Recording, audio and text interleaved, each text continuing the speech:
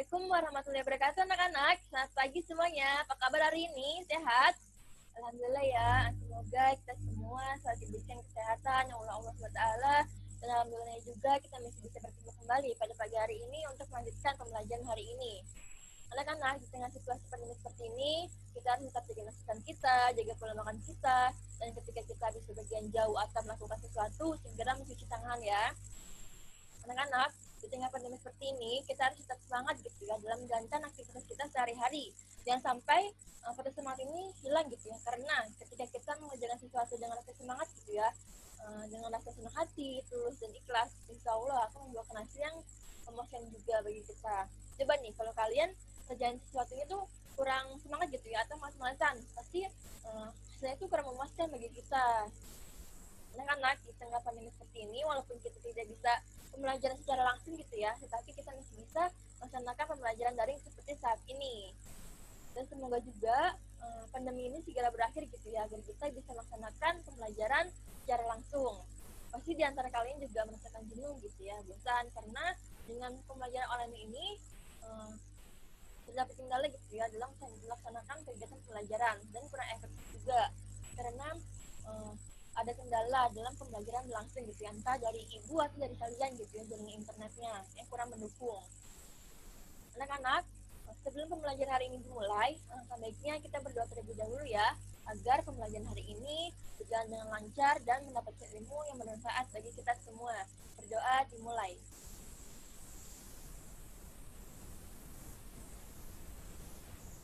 Berdoa selesai. Anak-anak, untuk absennya Ibu sudah kirimkan melalui link Zoom meeting ini ya. Dan juga akan Ibu kirimkan melalui WhatsApp group. Kalian jangan sampai lupa untuk absen terlebih dahulu ya. Karena jika kalian tidak absen, berarti kalian tidak mengikuti pembelajaran hari ini. Nah ya, anak-anak, ada yang ingat minggu lalu kita belajar tentang apa? Ya, apa malah? Ya, Pak Puput? Ya, Pak Marici? Ya, betul ya. Kemarin kita tentang membahas tentang interaksi sosial. Dan sekarang akan membahas tentang materi tentang mobilitas sosial. Sebelum memasuki materi, apakah yang sudah mengetahui apa itu mobilitas sosial atau sudah membacanya terlebih dahulu? Ya, Pak Puput? Ya, Mala? Ya, Devi? Ya, betul ya. Jadi, mobilitas sosial ini suatu pergerakan atau perubahan status yang dialami oleh masyarakat gitu ya. Nah, Ibu akan screen materi hari ini ya. Bentar. Nah, ya. Apakah sudah terlihat PPT dari Ibu? Sudah ya. Baik. Nah, sebelum mulai, Ibu akan bacakan dulu nih tujuan pembelajaran yang hendak dicapai oleh kalian gitu ya. Nah, ini tujuan pembelajaran yang hendak dicapai oleh kalian.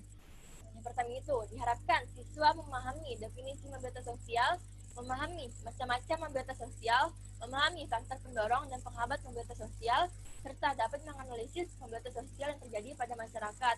Nah, anak-anak, diharapkan ketika kalian sedang mempelajari materi ini, kalian bisa gitu ya, apa itu mobilitas sosial, serta dapat menjelaskan bagaimana terjadinya mobilitas sosial gitu ya. Nah, di sini ada kisah singkat dan salah satu contoh gambar mobilitas sosial. Ibu kasih waktu 5 menit ya untuk kalian mengamati dan membaca kisah singkat ini.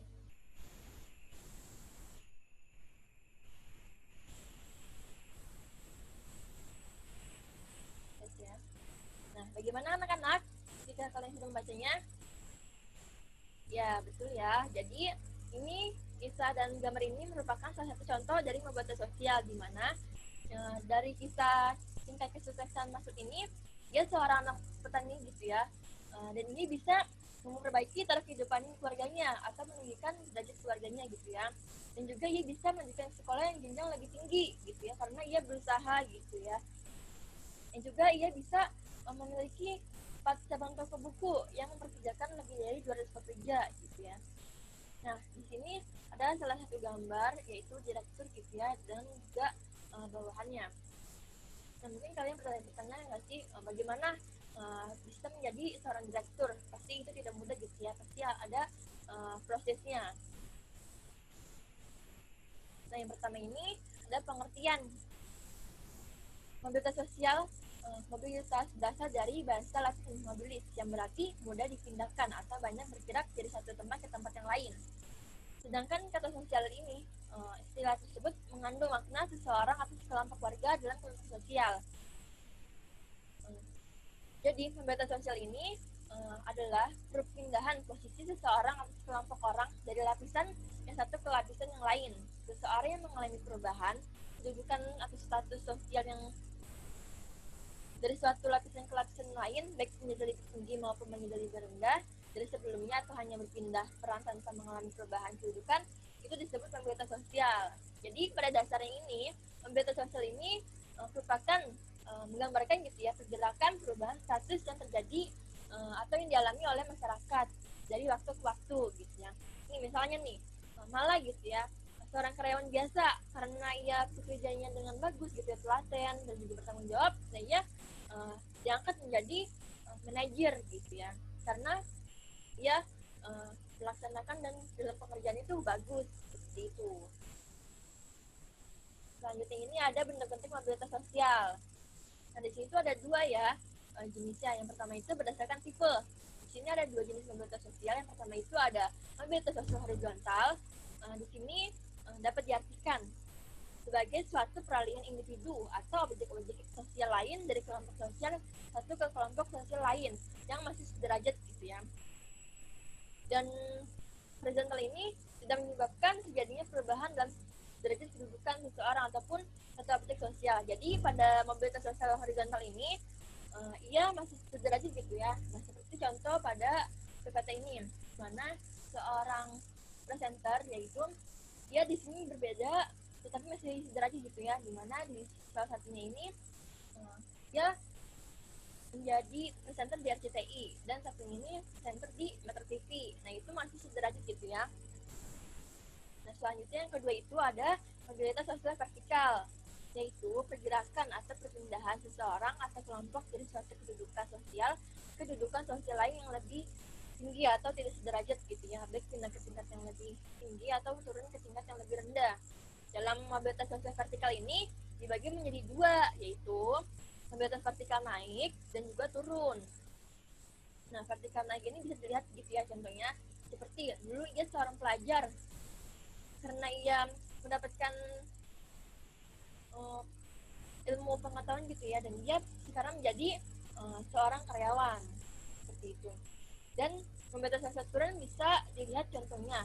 Nah dulu ia seorang karyawan gitu ya, atau direktur atau manajer. Nah karena ia melakukan kesalahan atau melanggar sesuatu, nah ia mengalami penurunan atau turun ke tingkat yang lebih rendah, seperti ia misalnya korupsi gitu ya, dan dia akan dipenjara seperti itu.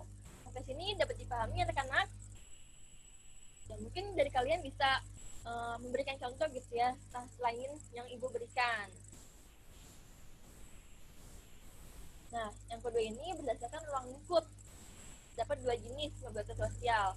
Yang pertama ini mobilitas sosial antar generasi, yaitu peralihan status sosial yang terjadi di antara dua generasi atau lebih dalam satu keturunan. Dalam mobilitas ini juga bisa terjadi gerak naik dan turun.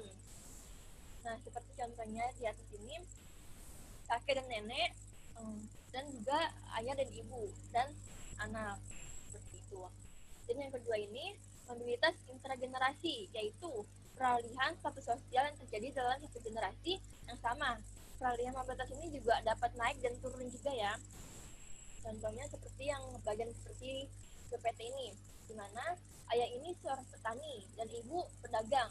Nah, dari ketiga anaknya ini mengalami naik turun gitu ya. Yang pertama ini anak satu ini sebagai pegawai, anak kedua sebagai manajer, dan anak ketiga ini sebagai direktur. Nah, ini mengalami mobilitas vertikal gitu ya, dimana dari anak 1 ke 3 ini mengalami peningkatan untuk menaikkan atau meninggikan derajat keluarganya dan perekonomiannya. Seperti itu ya anak-anak. Sampai di sini ada yang ditanyakan sebelum lanjut ke materi selanjutnya? Ya. Nah, selanjutnya ada faktor pendorong mobilitas sosial. Nah, pasti kenapa sih bisa terjadi? Pasti tentu ada yang mendorongnya gitu ya. Yang pertama ini ada individu. Faktor individu ini mengacu pada kualitas seseorang, baik itu dilihat dari segi pendidikan ekonomi, penampilan atau kelompok pribadi. Ya. Nah, faktor individu ini sangat penting gitu ya untuk kita menjadi atau terjadinya mobilitas sosial, karena dari individu ini memiliki niat gitu ya, niat yang tinggi bagaimana caranya agar bisa hidup yang lebih baik lagi ya. Yang kedua ini ada faktor ekonomi. Keadaan ekonomi yang baik dapat mendorong individu untuk melakukan mobilitas sosial. Misalnya nih, ketika seseorang mempunyai ekonomi yang lebih gitu ya, pasti ia akan membuka peluang usaha atau bisnis gitu ya. Yang ketiga ini ada situasi politik. Keadaan politik yang baik akan memberikan masyarakat kesempatan untuk melakukan mobilitas sosial. Buatnya juga termasuk gitu ya, mendorong mobilitas sosial, karena dengan ia menjalankan atau ini pasti akan dihormati gitu ya, dan juga membuka kesempatan bagi kita untuk memilih. Dan yang keempat ini ada kependudukan. Persamaan penduduk yang terus berkembang ini menyebabkan kepadatan yang tinggi. Akibat dari kepadatan penduduk ini adalah kemiskinan, pendidikan rendah, dan kesehatan rendah. Nah, dari persamaan penduduk ini akan mendorong gitu ya seseorang atau dari pemerintah untuk urbanisasi ke kota untuk melakukan atau mencari pekerjaan yang lebih baik gitu ya. Itu. Nah, tentu pasti ada faktor penghambatnya gitu ya. Faktor penghambat mobilitas sosial ini terbagi menjadi 3 gitu. Yang pertama ini kemiskinan. Keterbatasan ekonomi seseorang individu dapat menghambat dirinya untuk mencapai status sosial tertentu yang lebih dihormati oleh masyarakat luas. Tentu gitu ya, dengan keadaan perekonomian yang kurang mendukung akan menghambat seseorang untuk melakukan mobilitas sosial karena tidak memiliki pendidikan yang berkualitas gitu ya. Yang kedua ini ada perbedaan jenis kelamin atau gender. Pada masyarakat tertentu yang kental dengan budaya patriarki ini atau didominasi oleh laki-laki dan cenderung merugikan perempuan dalam melakukan mobilitas sosial. Terkadang kan pada perbedaan jenis kelamin ini terkadang perempuan tuh dipandang tidak bisa melakukan sesuatu gitu ya, padahal wanita ini bisa melakukan sesuatu dengan sendirinya, dia bisa mengejar karir gitu ya. Nah, dari situ jadi menghambat gitu ya, faktor menghambat seseorang untuk melaksanakan atau melakukan mobilitas sosial. Dan yang ketiga ini ada diskriminasi.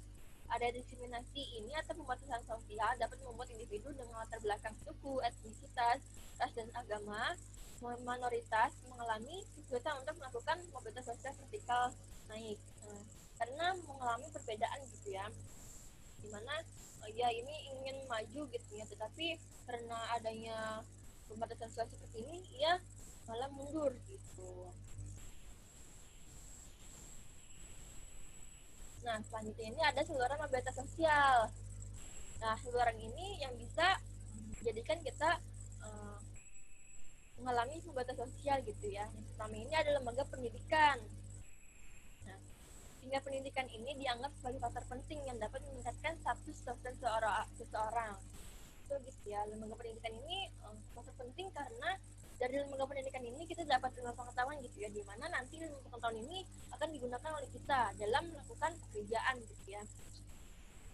Karena jika kita tidak memiliki pengetahuan yang tinggi gitu ya, pasti kita tidak akan melakukan mobilitas sosial atau tidak bisa bekerja gitu ya, karena tidak memiliki pengetahuan seperti itu. Selanjutnya ini adalah lembaga keagamaan. Tempat-tempat keagamaan memungkinkan orang untuk melakukan mobilitas sosial. Karena lembaga keagamaan ini misalnya ia seorang ulama gitu ya, pasti akan mendapatkan penghormatan gitu ya, karena ia memiliki peran atau status yang dihormati. Selanjutnya itu ada organisasi politik. Organisasi politik ini seperti partai politik merupakan saluran yang memungkinkan individu untuk melakukan mobilitas sosial vertikal. Kenapa?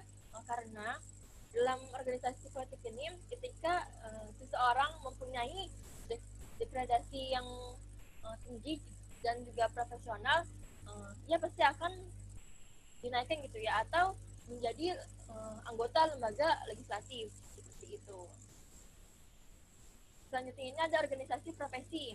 sebenarnya ini sama dengan lembaga pendidikan gitu ya. Organisasi kalian ini seperti Ikatan Dokter Indonesia memungkinkan orang untuk mendapatkan status sosial tertentu dan mendapat pengakuan dari masyarakat setempat gitu ya. Nah dari sini juga organisasi kalian membuat seseorang ini mengetahui gitu ya alihnya dalam bidang apa dan juga mengikuti organisasi dalam kaliannya tersebut. Nah selanjutnya ini Angkatan Bersenjata. Angkatan Bersenjata ini merupakan organisasi pertahanan dan penyerangan yang dibentuk oleh suatu negara. Tujuan pembentukan Angkatan Bersenjata ini adalah untuk menegaskan kebijakan domestik di dalam dan di luar negeri. Nah ini juga bisa menjadikan peluang mobilitas sosial. Kenapa? Karena dengan Angkatan Bersenjata ini ketika ia melakukan studinya dalam 4 tahun gitu ya, dan dia mendapatkan gelar atau juga karena ia bisa mendapatkan gelar dan juga menjadi pangkat yang lebih tinggi, dan itu merupakan mobilitas sosial gitu ya, vertikal naik. Nah selanjutnya ini ada perkawinan. Perkawinan juga menjadi seluruh mobilitas sosial karena perkawinan ini merupakan ikatan sosial dan ikatan hukum antar pribadi yang membentuk hubungan kekerabatan yang bersifat intim dan seksual. Dalam kaitannya seperti seluruh mobilitas ini, perkawinan dapat meningkatkan derajat seseorang, baik laki-laki ataupun perempuan. Kenapa sih perkawinan ini masuk ke seluruh mobilitas sosial? Karena misal nih, contoh ini seorang wanitanya biasa saja, tetapi seorang lelakinya ini seorang militer atau TNI gitu ya. Nah ini bisa meninggikan derajatnya, derajat perempuannya seperti itu. Nah selanjutnya ini ada status dan peran mobilitas sosial. Status sosial menurut Fayerpolak, status ini dimaksudkan sebagai kedudukan sosial seseorang oknum dalam kelompok serta dalam masyarakat. Status sosial ini memberi bentuk dan pola pada interaksi sosial. Sedangkan menurut Lev Linton, status sosial adalah kumpulan hak dan kewajiban yang dimiliki seorang dalam masyarakat. Dan peran mobilitas sosial ini, peran sosial adalah eksekusi dari hak, kewajiban, tugas, dan atau tanggung jawab seseorang sesuai dengan status sosialnya. Dengan demikian, peran sosial ini ditentukan oleh status sosial. Apabila apa yang dikerjakan oleh individu selaras dengan status atau posisi di masyarakat, maka individu ini sedang memainkan peran sosialnya. Contohnya itu seperti ia seorang dokter gitu ya di pelosok daerah. Nah ia tuh punya status dokter gitu ya, dan perannya ini untuk mengobati masyarakat setempat. Dan ia juga mempunyai hak dan kewajibannya. Kewajibannya ini untuk melayani kesehatan masyarakat daerah itu. Dan contoh lainnya ini yang statusnya itu dipandang rendah gitu ya, seperti dulunya itu ia mengalami tindakan kriminal atau suka mencuri gitu ya. Nah itu status itu rendah yang dipandang sebelah mata. Nah gimana sih agar ia bisa berubah menjadi lebih baik? Nah ia mungkin bisa jadi mengalami atau membuka sekolah atau mendirikan pengajian gitu ya, atau bertobat dan mengikuti pengajian. Nah setelah ia mengikuti pengajian atau apa, ia bisa menjadi ustadz gitu ya, dan atau penceramah. Seperti contoh dari almarhum Ustadz UJ gitu ya. Dulu juga ia seorang kriminal dan juga narkoba, tetapi karena ia ingin bertobat gitu ya, dan terus belajar, hasilnya dia bisa menjadi ustadz gitu ya, dan dipandang menjadi atau dihormati oleh masyarakat seperti itu anak-anak. Nah selanjutnya ini ada jenis-jenis status sosial. Yang pertama itu ada atribut status, yaitu status yang digariskan. Nah status ini biasanya melalui turun-temurun gitu ya. Misal seorang anak bangsawan sejak lahir pasti ia akan dihormati karena orang tuanya ini bangsawan atau kerajaan seperti itu. Yang kedua ini ada atribut status, yaitu status yang diusahakan, yaitu status yang diusahakan oleh seseorang untuk capai yang ia inginkan. Misal nih, kita ingin menjadi mahasiswa gitu ya. Nah gimana sih caranya agar bisa menjadi mahasiswa dan juga mendapatkan gelar sarjana? Tentu pasti ia akan mengikuti tes terlebih dahulu untuk memasuki perguruan tinggi. Dan ketika ia sudah memasuki perguruan tinggi, pasti ia melewati rintangan juga ya, atau proses di mana ia harus revisi dulu, sidang skripsi, dan lalu mendapatkan gelar sarjana seperti itu. Yang ketiga ini ada aktivitas status, yaitu status yang diberikan. Nah, status ini ibaratnya seperti jasa atau pahlawan gitu ya, dimana ketika ia melakukan suatu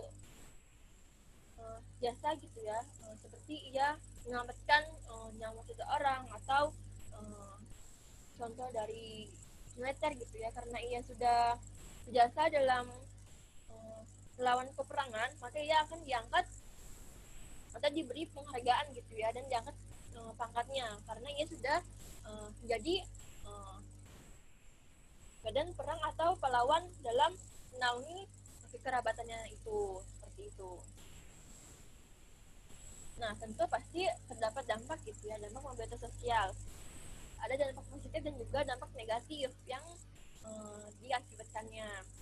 Pertama ini ada dampak positif, yaitu mendorong seseorang untuk lebih maju, kesempatan untuk pindah dari strata satu ke strata yang lain, yang menimbulkan motivasi yang tinggi pada diri seseorang untuk maju dalam berprestasi agar memperoleh status yang lebih tinggi, tentu gitu ya. Dengan adanya mobilitas sosial ini mendorong seseorang untuk melakukan perpindahan atau strata yang lebih tinggi gitu ya, karena ia memiliki motivasi dan niat yang sungguh-sungguh dan berusaha semaksimal mungkin agar bisa mendapatkan apa yang inginkan gitu ya. Dan yang kedua ini mempercepat tingkat perubahan sosial masyarakat ke arah yang lebih baik. Dengan mobilitas, masyarakat selalu dinamis bergerak menuju pencapaian tujuan yang diinginkan. Nah, dengan mobilitas sosial ini pasti seseorang atau masyarakat setempat ini selalu dinamis gitu ya, selalu bergerak, tidak mau ambil jam gitu. Selain itu terdapat dampak negatif nih anak-anak. Jadi dengan adanya mobilitas sosial ini bisa menimbulkan konflik sosial antar individu yang berbeda kelas, antar kelompok yang berbeda latar belakang, suku, etnisitas, ras, dan agama, serta konflik antar generasi. Tentu gitu ya, ketika kita bekerja gitu ya di perusahaan, nah karena kita dinaikkan untuk yang lebih tinggi, nah ia tuh tidak suka dan bisa menimbulkan adu domba atau pertikaian, seperti itu ya teman-teman atau anak-anak. Nah, selanjutnya ini berkurangnya solidaritas dan ikatan sosial antar kelompok masyarakat, tentu gitu ya. Dengan ia bersaing, pasti solidaritas ini akan berkurang dan ikatan silaturahminya juga berkurang untuk menjalin hubungan atau komunikasi. Gitu. Dan juga menimbulkan kompetisi yang timpang. Bisa jadi kompetisi yang ia alami atau persaingan, bisa jadi ia melakukan dengan tindakan yang tidak baik, seperti itu. Dan juga menimbulkan gejala psikologis seperti kecemasan dan ketakutan, tentu gitu ya. Dengan kita tidak bisa mobilitas sosial atau ini, pasti kita ketakutan dan merasa kekhawatiran gitu ya. Nah, anak-anak, sampai di sini ada yang ingin ditanyakan sebelum ibu akhiri atau ditutup? Ya, tidak ada ya. Nah, ya, jadi pembelajaran hari ini kita sudah mempelajari tentang definisi mobilitas sosial, terus juga benda-benda mobilitas sosial, serta faktor pendorong dan penghambat kenapa bisa terjadi mobilitas sosial, dan juga dampak yang dialami dengan adanya mobilitas sosial.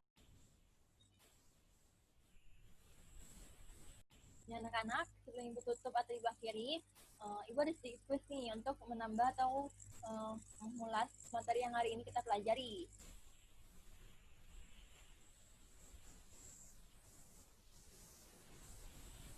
Nah, ini sudah kelihatan ya quiznya. Quiz ini ada 5 soal. Nah, diharapkan dengan ada quiz ini kalian bisa aktif gitu ya, menjawab pertanyaan yang sudah ibu berikan. Dan quiz ini akan menambahkan nilai individu bagi kalian ya yang menjawabnya. Nah, kita mulai saja. Yang pertama ini pertanyaannya, mobilitas merupakan kata dari bahasa Latin yaitu mobilis yang mempunyai arti. Ada yang bisa menjawabnya? Ini materi yang awal loh. Ya, apa? Puput? Mudah dipindahkan. Oke, kita lihat dulu ya jawabannya. Apakah betul? Ya, betul ya Puput. Terima kasih sudah menjawabnya. Jadi, pertanyaan yang nomor 1 ini jawabannya mudah dipindahkan ya anak-anak.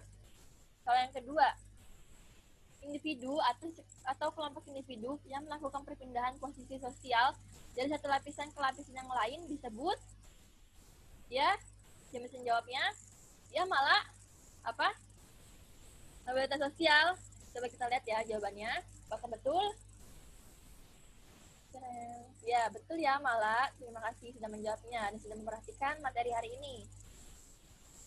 Nah, soal yang ketiga. Pak Saleh, dia adalah seorang guru yang rajin dan berprestasi. Pada suatu saat, dia diangkat menjadi kepala sekolah yang ditugaskan di sekolah lain. Maka Pak Saleh ini mengalami mobilitas sosial. Ada yang bisa menjawabnya? Ya, Depi, silakan mau menjawab. Ya, mobilitas horizontal. Ya, kita lihat ya jawabannya. Apakah betul?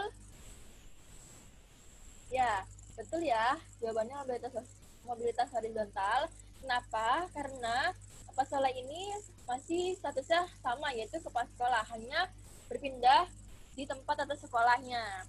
Seperti itu ya anak-anak, dapat dipahami. Nah, yang keempat ini, agar diterima sebagai menantu seorang pejabat, Andika rela bekerja siang malam, sehingga akhirnya bisa sukses menjadi pengusaha muda. Hal ini berarti faktor pendorongnya melakukan mobilitas sosial. Ada yang bisa menjawabnya? Ya, Puput lagi apa? Faktor individu. Kita lihat ya jawabannya. Wah, Puput kurang nih. Faktor sosial. Kenapa faktor sosial? Karena di sini Andika memperolehnya karena ingin mendapatkan status gitu ya, dan ia juga berusaha agar bisa mencapai apa yang ia inginkan gitu ya, anak-anak. Tidak apa-apa ya Puput, ditingkatkan lagi. Nah, yang terakhir ini, Putri hanyalah gadis biasa yang beruntung dengan nasib karena mampu melakukan mobilitas sosial dengan melalui saluran. Ya, ada yang bisa menjawabnya? Ini materi yang tadi. Ya, Raisa, apa? Perkawinan. Ya, kita lihat ya jawabannya, apakah betul? Nah, ya betul ya, saluran pernikahan. Karena di sini Putri ini seorang gadis biasa yang dinikahkan oleh seorang pria yang berstatus polisi atau tentara gitu ya, yang bisa meninggikan derajatnya. Seperti itu ya anak-anak. Nah, dari kuis ini diharapkan bisa memotivasi kalian nih, bagi kalian yang kurang memperhatikan, dan bisa kalian bisa lebih aktif lagi dalam menjawab pertanyaan yang Ibu berikan di pertemuan berikutnya ya. Nah, di sini Ibu juga ngasih tugas individu untuk kalian. Tugas ini nanti akan Ibu sharekan di WhatsApp group atau di Google Classroom ya. Nah, tujuan adanya penugasan ini diharapkan gitu ya, kalian bisa mengulas atau mempelajari lagi materi mobilitas sosial ini. Karena dengan kita berlatih atau mengerjakan soal-soal latihan itu akan memberikan atau membuat ilmu ini mengalir gitu ya di pemikiran kita, dan juga akan ingat di otak kita. Seperti itu ya anak-anak.